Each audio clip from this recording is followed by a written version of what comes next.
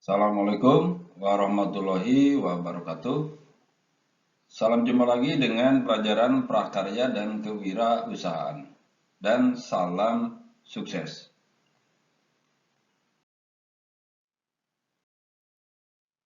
Pelajaran ini ditujukan untuk anak-anak muda untuk menambah wawasan tentang kewirausahaan.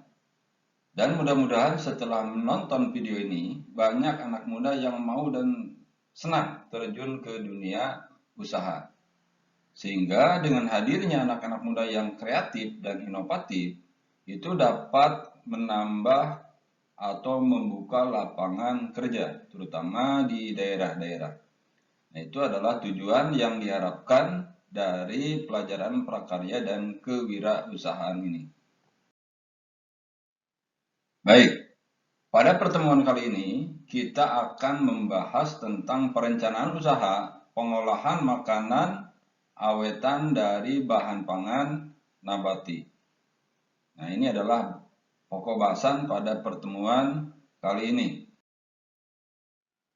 Dan ini adalah berbagai jenis makanan yang merupakan hasil pengolahan dari pangan nabati. Berbagai macam makanan yang merupakan makanan khas rakyat negara kita, yang merupakan makanan yang kita konsumsi dalam kehidupan sehari-hari. Yang sebelah kiri adalah berbagai macam asinan, dan yang sebelah kanan ini adalah makan khas daerah kita juga, yaitu daerah Pangandaran, yaitu keripik pisang. Pada pertemuan kali ini kita akan membahas 3 materi. Yang pertama yaitu ide dan peluang usaha, kemudian sumber daya yang dibutuhkan, dan yang ketiga adalah administrasi. Nah, ini adalah 3 materi untuk pertemuan kali ini.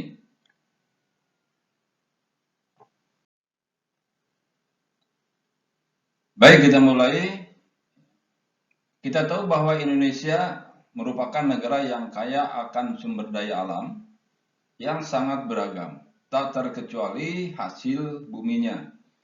Berbagai jenis bahan nabati dihasilkan dalam jumlah dan jenis yang sangat beragam, sehingga melimpahnya hasil panen bahan nabati, terutama pada saat musim panen, itu mendorong diciptakannya berbagai peluang usaha dari pengolahan produk makanan awetan bahan nabati tersebut. Nah, apa yang disebut dengan makanan awetan nabati? Makanan awetan nabati adalah makanan yang dibuat dari sumber daya alam nabati yang sudah melalui proses pengolahan yang tepat dan sesuai serta dikemas dengan baik. Baik menggunakan pengawet maupun tidak, sehingga mempunyai umur simpan yang lebih panjang. Nah, itu yang disebut dengan makanan awetan nabati. Berbagai jenis produk makanan awetan dari bahan nabati itu dapat dikembangkan dalam perencanaan suatu wirausaha yang merujuk pada beberapa hal. Di antaranya adalah yang pertama harus punya keahlian. Jadi yang pertama adalah keahlian. Kemudian yang kedua adalah kesukaan atau minat ke dalam wirausaha tersebut. Kemudian yang ketiga adalah ketersediaan bahan baku yang ada di daerah sekitarnya, sehingga akan mempermudah dalam proses produksi. Kemudian yang keempat adalah peluang yang ada. Nah, itu adalah 4 poin yang dibutuhkan dalam berwirausaha, terutama di bidang pengolahan makanan awetan nabati. Kita mulai yang pertama atau materi yang pertama, yaitu ide dan peluang usaha. Kita lihat dulu pengertian dari peluang usaha itu sendiri. Peluang usaha adalah suatu ide yang menarik atau usulan usaha yang memberikan kemungkinan untuk memberikan hasil bagi seseorang yang ingin mengambil resiko. Suatu peluang usaha yang baik itu harus mampu memenuhi beberapa kriteria. Di antaranya adalah yang pertama adalah permintaan yang nyata. Maksudnya adalah merespon kebutuhan yang tidak dipenuhi atau mensyaratkan pelanggan yang mempunyai kemampuan membeli dan bisa memilih. Kemudian yang kedua adalah pengembalian investasi. Jadi maksudnya adalah memberikan hasil dalam jangka waktu, bisa dalam jangka waktu yang cepat, lama ataupun tepat waktu. Kemudian yang ketiga adalah kompetitif.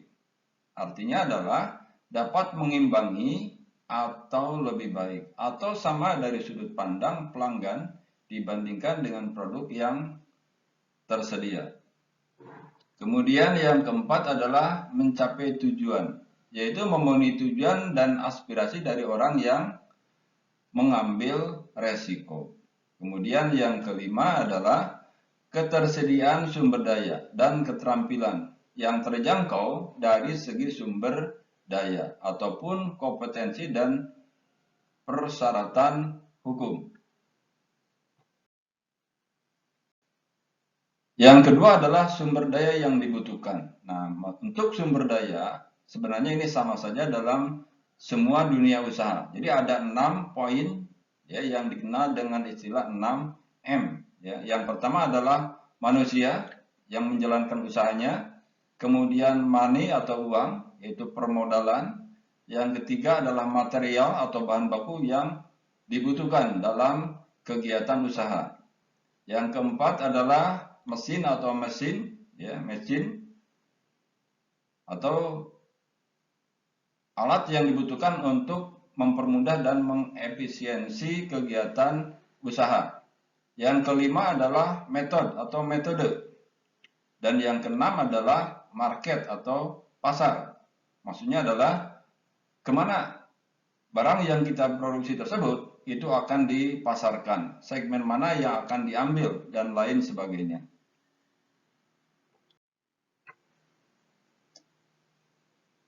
Yang ketiga adalah administrasi. Nah, ini adalah hal yang penting di dalam suatu kegiatan usaha.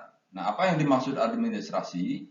Administrasi adalah pencatatan yang harus dibuat oleh suatu perusahaan dengan tujuan untuk memudahkan pengaturan, kemudian juga mengawasi dan mengevaluasi. Nah, ini adalah yang dimaksud dengan administrasi. Kita ambil contoh misalkan administrasi di bidang produksi. Pencatatan yang harus dilakukan mencakup pencatatan alat dan bahan, apa saja yang dibutuhkan untuk kegiatan produksi tersebut. Kemudian juga pembelian barang atau kebutuhan kegiatan usaha. Waktu atau jadwal kegiatan produksi. Dan siapa saja yang melakukan kegiatan produksi. Sekaligus juga tempat yang digunakan untuk melakukan kegiatan produksi. Nah, itu yang dimaksud dengan administrasi. Baik, sebagai penutup, Bapak akan memberikan satu kalimat motivasi. Mudah-mudahan dengan motivasi ini dapat menggugah anak muda untuk mau terjun ke dunia usaha. Jangan takut dengan kegagalan ketika memulai sebuah usaha, karena kegagalan yang kita alami adalah bahan pembelajaran untuk perbaikan usaha kita, terutama usaha kita di masa yang akan datang. Demikian pertemuan kali ini, mudah-mudahan apa yang tadi disampaikan dapat dipahami dan Bapak tutup. Sampai ketemu. Assalamualaikum warahmatullahi wabarakatuh.